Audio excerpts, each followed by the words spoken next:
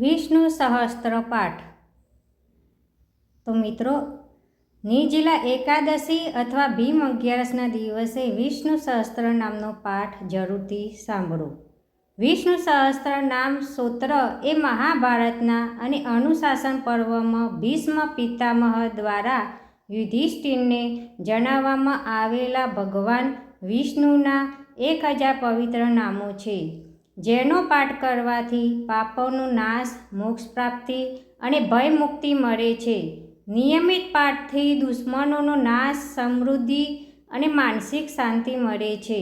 ખાસ કરીને તુલસી કે પીપળા પાસે બેસી પાઠ કરવાથી વિશેષ પુણ્ય મળે છે.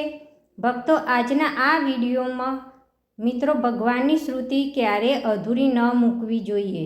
માટે આ સુંદર વિષ્ણુ સહસ્ત્ર નામનો પાઠ અને વિષ્ણુ ભગવાનના 51 નામનો જાપનો પૂરો આનંદ લેવા વિડીયોને અંત સુધી જરૂરથી જુઓ અને કોમેન્ટની અંદર જય શ્રી કૃષ્ણ અથવા ઓમ નમો ભગવતે વાસુદેવાય લખવાનું ભૂલતા નહીં. હવે આપણે સાંભળીશું વિષ્ણુ સહસ્ત્ર નામનો પાઠ. વિષ્ણુ સહસ્ત્ર નામનો પાઠ આ રીતે છે. હજારો અંત વિનાના, હજારો સ્વરૂપવાળા, હજારો ચરણવાળા, હજારો મસ્તકવાળા અને હજારો સાથર અને બાહુવાળા પરમાત્માને નમસ્કાર હો. હજારો નામવાળા અને 1000 કોટી યુગને ધારણ કરનાર એવા શાશ્વત બ્રહ્મપુરુષને નમસ્કાર હો. જેની નાભીમાં કમળ છે એવા ભગવાન વિષ્ણુને નમસ્કાર હો. જન્મ શયન કરનાર શ્રી વિષ્ણુ ભગવાનને નમસ્કાર હો. હે કેશવ, હે અનંત, આપને નમસ્કાર હો. હે વાસુદેવ, આપને નમસ્કાર હો. હે વાસુદેવ, આપની વાસનાથી, વ્યાપકતાથી ત્રણે લોક વાસનાવાળા વ્યાપક થયા છે અને સર્વ પ્રાણી પદાર્થના આપ નિવાસ સ્થાન રૂપ એવા હે વાસુદેવ, આપને નમસ્કાર હો. બ્રહ્મ સ્વરૂપ અને ગૌ બ્રાહ્મણનું હિત કરનાર એવા દેવને નમસ્કાર હો. જગતનું હિત કરનાર શ્રી કૃષ્ણને નમસ્કાર હો. ગોવિંદ સ્વરૂપને નમસ્કાર હો. જેમ આકાશમાંથી પૃથ્વી પર પડેલું પાણી સમુદ્રમાં જાય છે, તેમ બધા દેવોને કરેલા નમસ્કાર ભગવાન કેશવ પ્રતિ દ્વારા જાય છે. જેમાં શ્રી હરિનું ભજન પૂજન થાય છે એવા આ માર્ગ નિષ્કંટક છે અને શ્રી હરિના ભજન પૂજન વિનાના માર્ગને કુમાર્ગ જાણવો. બધા વેદો જાણવાથી જે પુણ્ય થાય છે અને સર્વ તીર્થયાત્રાથી જે ફળ મળે છે, તે સમગ્ર ફળ દુષ્ટોનો નાશ કરનાર શ્રી વિષ્ણુ ભગવાનની સ્તુતિ શ્રદ્ધાપૂર્વક કરવાથી મળે છે. જે મનુષ્ય શ્રી હરિના મંદિરમાં નિત્ય 3 વાર પ્રભાત, મધ્યાહન અને સાયંકાળ 2 કે 1 વાર પણ આ વિષ્ણુ સહસ્ત્રનો પાઠ કરે છે, તેના સર્વ પાપ કર્મો નાશ પામે છે. જે મનુષ્ય આ સ્તોત્ર પત્રનો પાઠ ભાવ ભક્તિથી કરે છે, તેના શત્રુઓ બળી જાય છે, તેના સર્વ ગ્રહો શાંત રહે છે અને તેના સર્વ પાપ વિનાશ પામે છે.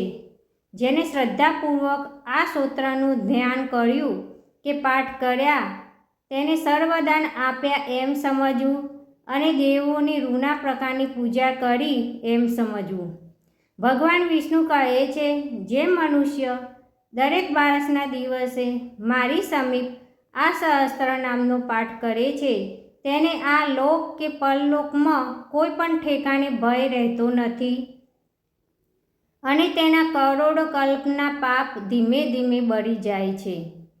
હે અર્જુન, જે મનુષ્ય પીપળાની પાછે કે તુલસીની પાછે બેસીને આ વિષ્ણુ સહસ્ત્ર નામનો પાઠ કરે છે, તે કરોડો ગાયોના દાનનું ફળ પામે છે.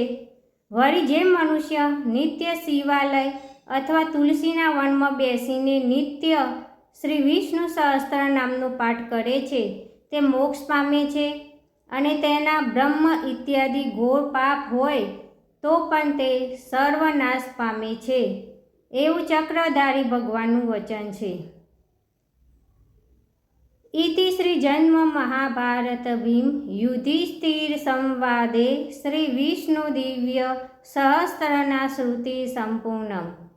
ભક્તો, વિષ્ણુ સહસ્ત્ર નામનો પાઠમાં ભગવાન વિષ્ણુના 1000 નામનો ઉલ્લેખ કરવામાં આવે છે, પણ આપણે વિષ્ણુ ભગવાનના 51 નામનો જાપ કરીશું.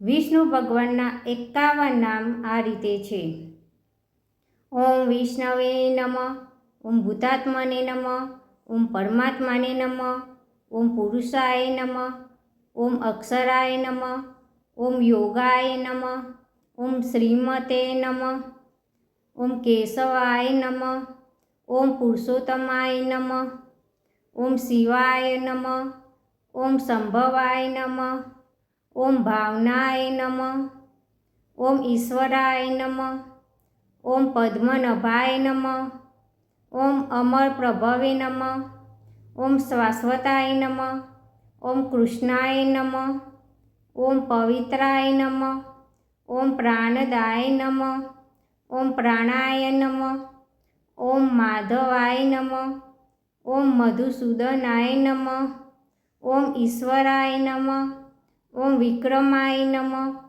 ઓમ ક્રમાય નમઃ, ઓમ કૃતજ્ઞાય નમઃ, ઓમ કૃત્યાય નમઃ, ઓમ સુરેશાય નમઃ, ઓમ શરણાય નમઃ, ઓમ સમણે નમઃ, ઓમ પ્રજાભવાય નમઃ, ઓમ સર્વદર્શનાય નમઃ, ઓમ અજાય નમઃ, ઓમ સર્વેશ્વરાય નમઃ, ઓમ અચ્યુતાય નમઃ, ઓમ વસવે નમઃ, ઓમ સત્યાય નમઃ, ઓમ સમાય નમઃ, ઓમ રુદ્રાય નમઃ, ઓમ અમૃતાય નમઃ, ઓમ જનાર્દનાય નમઃ, ઓમ વેદાય નમઃ, ઓમ ચતુર્ભુજાય નમઃ, ઓમ ભોજનાય નમઃ, ઓમ વિજયાય નમઃ, ઓમ વામનાય નમઃ, ઓમ નિયમાય નમઃ, ઓમ યમાય નમઃ, ઓમ માધવાય નમઃ, ઓમ અનિરુદ્રાય નમઃ, ઓમ ગોવિંદાય નમઃ. ભક્તો, અહીં આપણે વિષ્ણુ ભગવાનના 51 નામનો જાપ પૂર્ણ કરીએ છીએ. કોમેન્ટની અંદર જય શ્રી કૃષ્ણ લખવાનું ભૂલશો નહીં. જય શ્રી કૃષ્ણ.